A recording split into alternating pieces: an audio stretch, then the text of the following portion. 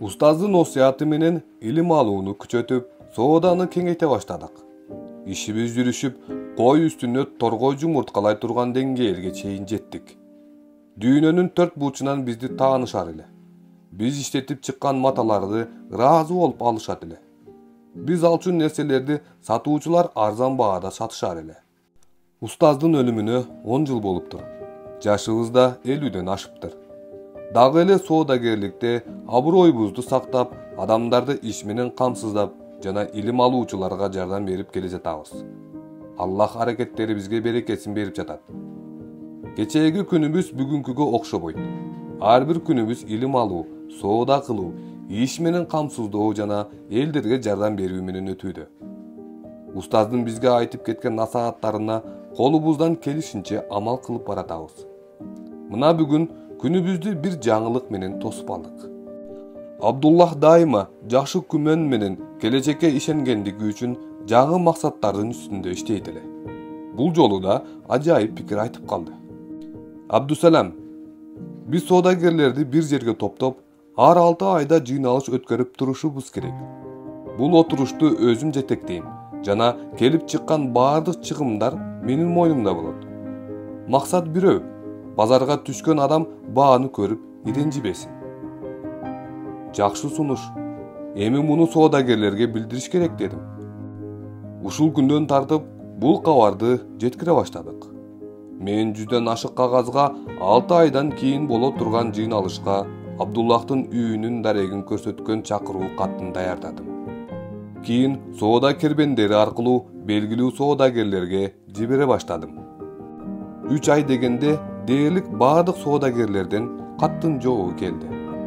Бул убакыттын ичинде үйдү карап, отура турган жерлерди конокторго ылайыктап даярдадык. А мен чогулушту чыдамсыздык менен күтүп жаттым. Анткени ондогон чоң соодагерлерди бир жерде көрүш өзгөчө рахат эле. Арадан 6 ай өтүп, күткөн күн келди. Мусулмандар өтө тартиптүү жана убакытка так болушат.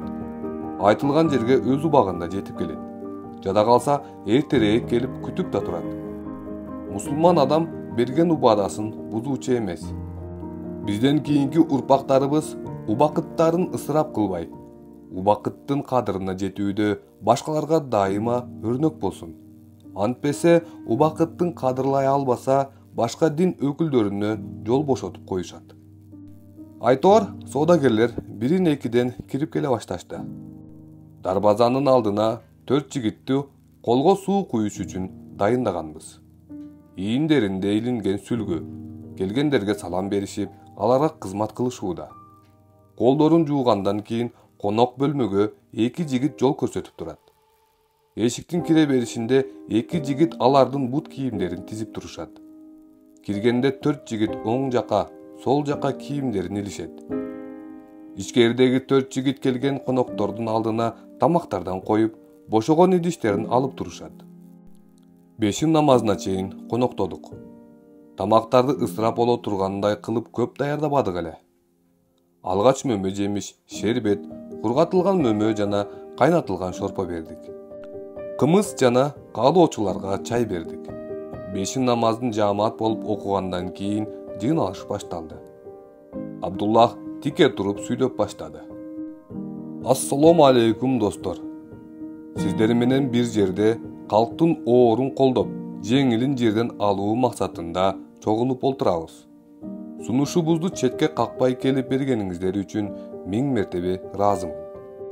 Араңыздарда менден мурун, мен менен бир жана менден кийин соодагерликке тоокел кылгандар бар. Бул жерге жыйылгандагы максат базардагы алдоочулардын жана жасалма түрдө бааны көтөрүп жиберишине жол койбостук. Мен бул туурасында чакыруу катта жазганмын. Келгендердин сунушума ыраазы экенин көрүп турам. Эми карап чыга турган жана тартипке салына турган иштерге токтололу. Алгач буудай, арпа жана майдын баасы калктын чөнтөгү көтөрө турган деңгээлде болушу керек. Андан кийин туз, кант, эт, кездеме, тери, маасы, чокой, баш кийим, ат соодасы, атыр, алтын, күмүш буюмдар, килем, сыя, кагаз, китеп, чыны, араб курмасы, тон чапан, күрүч сыяктуулардын бааларын мүмкүн болушунча бир баада кармап туруш керек.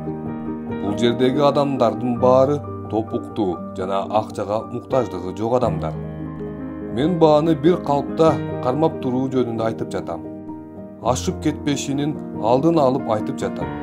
Алла Таала да жакшылык кылууда бири-бирүүгө чакырат. Жакшылык жана такыбалыкта бири-бириңе жардам бергиле жана күмөн жана чектен чыгуу жолунда жардам бербегиле. Сунуштар болсо угабыз, кийин чечим чыгарабыз. Абдуллахтан кийин соодагерлер пикир билдире башташты. Бизге кездеме жана тери сата турган адам биринчи сөз баштады. Сөздөрүңүзгө кошуламын, бирок терини даярдап, кайра иштетип чыгууда болбой калат. Биз ошол учурда кымбат алабыз. Нарктын баасы аргасыздан көтөрүлөт. Жеткирип берүүчүлөр абалды билген үчүн бааны көтөрүп жиберет. Биз да өз кезегинде кымбат сатууга мажбур болобуз. Кийинки сөзгө чыккан адам ат соодасы боюнча эң чоңу. Ат соодасы кызык. Бүгүнкү күндө түрдүү согуштар көп. Натыйжада мен атты кымбатыраак сатамын. Анткени алар согуш майданына атсыз чыга алышпайт. Ошондуктан базарда эки кыл баада соода кыла албаймын. Кербендер үчүн да, калк үчүн да ошол нарк менен сатамын. Себеби уруш башталганда аттар жетишсиз болуп калат. Чоң акчага башка жактан сатып аламын. Үстүнө мээнетим да кошомун. Мындай абалда бир нерсе деш кыйын. Андан кийин тон жана башка кийимдерди сата турган сүйлөдү. Бизде соода мезгил менен, Абдуллахтын шарапаты менен суук жерлерге да сата баштадык. Бул дегени мезгил менен дегени жок эми. Бааларды бир баада кармап турамын, бирок башка мамлекетке кымбатыраак сатам. Анткени жолдун чыгымдары бар.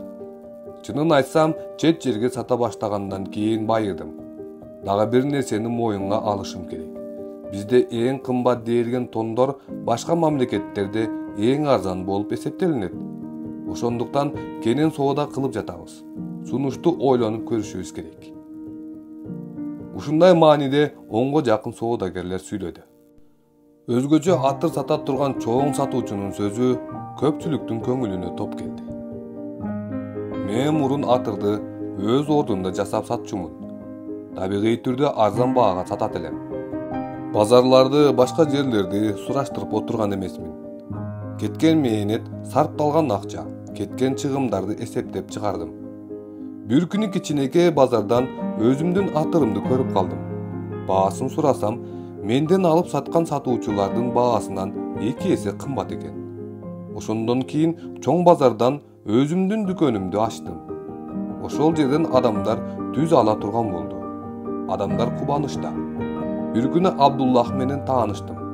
Кийин башка мамлекеттерге сата баштадым. Эми кайсы мамлекетке сатсам, өзүмдүн дүкөнүмдү ачып, ошол жерден таратамын. Туура, бир мамлекеттин ичинде бир дүкөн аздык кылат, бирок азда болсо калкка жардамы тийип жатат.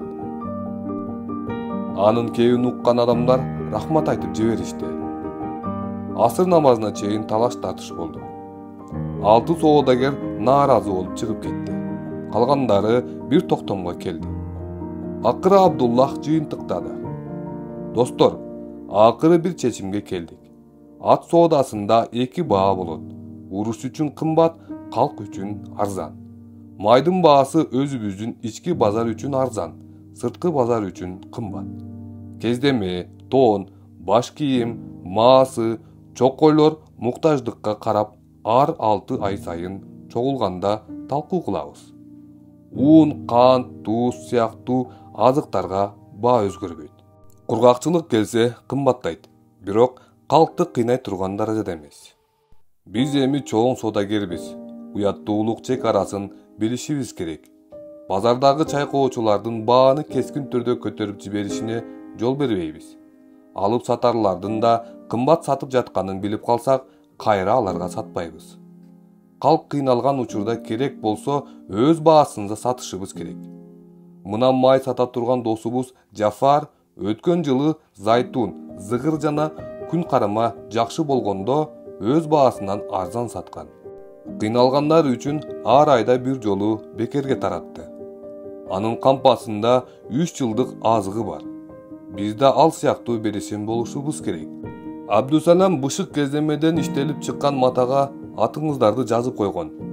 Шарттарга ыраазы экениңиздерди билдирип, бармактарыңыздарды басыңыздар. Ар 6 айда ушул жерде Ирактагы үйүмдө жыйналабыз. Көйгөйлөрдү чечебиз. Дагы бир маанилүү маселе жумуш берүү. Кеземечи досубуз өткөн жылы 600 кишини иш менен камсыздады. 600 үй бүлө камсыз болду дегени бул. Биз да иш орундарын көбөйтүшүбүз керек. Колунан иш келе турган адамдарга өз иштерин баштап кетүүлөрү үчүн көмөк көрсөтүшүбүз зарыл. Самаркандтык чыны саткан досубуз 6 ай мурун жаш жигиттерге иш баштап кетүүлөрү үчүн акча берди.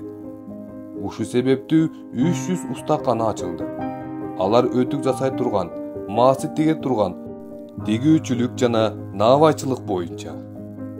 Бир кербен башчынын сөзүнө караганда 2000ден ашык адам иш менен камсыз болгон. Досубуздун айтымы боюнча аларга 5000 динар карызга берип турулган. Карыздын мөөнөтү 3 жыл экен. Жада калса наабайчы менен тигүүчүлөргө акчаны кайтарымсыз берген. Бизде адамдарды ушундай колдошубуз керек. Ошондо жаңылык жаратышат. Дагы бир досубуз өзүнүн шаарында муктач адамдардын 2 жылдык карызын төлөп, ишке жарактууларына иш таап берген. Мактаса мактоого арзыйт. Жана бизди нааразы болуп чыгып кеткендер ынсапсыздык кылса, бизге тиешелүү болгон мамилелерди үзөбүз. Кетирген каталарын сезишсин. Кийинки жолугушууга Аллах жеткирсин. Эстетип коюшум керек. Жыйналышта маселелер чечилип, жаңылыктар ойлоп табылат. Калктын оорчулугун жеңил кылабыз. Ошентип жаамат өз ишин баштады. Туура ачык жарыяланбаган көпчүлүктүн кабары болбосо да, ишкерлер чөйрөсү бул тууралуу билет эле. Чайкоочулардын элди артык кыйнашына кыйла чек коюлду. Адамдар сооданы кубанган абалда кыла турган болду. Бул арада дагы 10 жылдай убакыт өтүп кетти. Ушул убакыттар аралыгында Абдуллахтын жазган чыгармалары 50дөн ашты. Соодабыз дагы да болсо кулаш жайып кеңейе берди. Акыркы күндөрү Абдуллах көп эхсан кылып, топтолгон акчадан да иштетип жибере турган болду. Бул жөнүндө кийинчерээк айтамын. Оку, кулк мүнөзүң жогору болсун, ырыскың адал болсун. Жамандан жүзүңдү бургун.